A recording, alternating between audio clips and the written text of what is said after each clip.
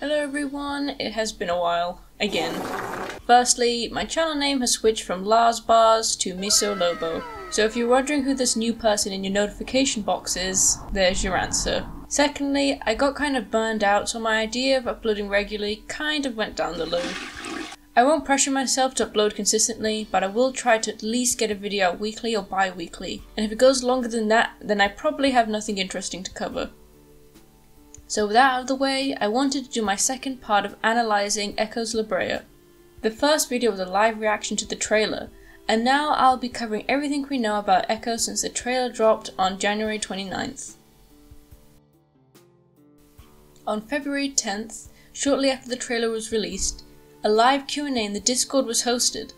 I unfortunately was not able to attend that, but the Echoes Brea team posted the recorded version on their YouTube channel.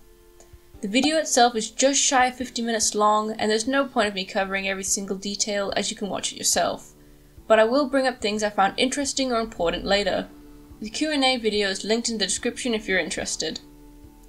On February 23rd, the Leucistic and Melanistic skins for the Aesion, aka the direwolf, were shown off. They're so cute. The artist behind these lovely skins would be Bavley. Melanistic skins are cool, but the challenge of being a bright sore thumb whilst predators are hunting you is why I choose the Leucistic or albino skins in games. On February 29th, an announcement was made that a Gilded server would be open for Echoes Brea. If you do not know what Gilded is, it is basically Roblox's version for Discord for underage people. The team opened a Gilded server so people who don't or cannot make a Discord account can report rule breakers in the game. You cannot talk in the server. For a week starting from March 12th, the Echoes Brea team will showcase the vegetation that will cover the landscape. These plant models were made by the talented artist Brea. I love them so much. Custom vegetation makes a game feel so alive. You know, not like an asset flip. On March 17th, the team would let us know that we would be able to pick and carry items such as plants. If the things you can pick up are edible, I can imagine this would be super helpful if you're trying to eat food in a hidden spot or bring it to an injured group member. It's also good for roleplay as well. And that wraps up the newest things. In case you guys have not seen things like the skin variations of the current animals in game, I'll pop them on screen as I ramble about things said in the Q&A video, such as the information that will be no offspring in Echoes Brea. Yes, as the Echoes team stated in the Q&A video, they have no desire to add offspring or growth at this point of time. Their reasoning being that if they scrapped growth, which in turn means babies, they could focus on developing high quality and unique animals without having to worry about those now scrapped features. This saves a lot of time, and I'm assuming this is more enjoyable to develop. I'd much rather have a healthy roster of fully fleshed out enjoyable playables than a very small roster with extremely basic mechanics for the sake of having babies. A reminder that there would be 2 to 3 unique models for growth to work, so for just 5 animals that is an additional 10 to 15 models you'd have to make. It might not seem a lot, but it adds up.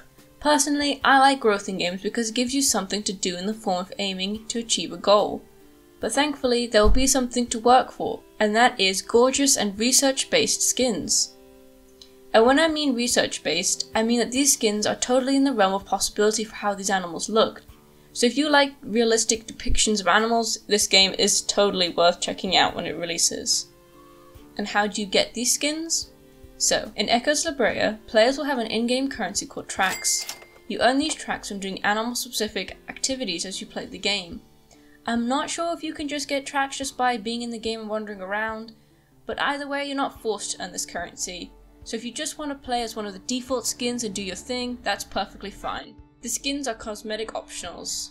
Helping out new players do the activities for skins you already have would be a pretty fun thing to do, at least in my opinion.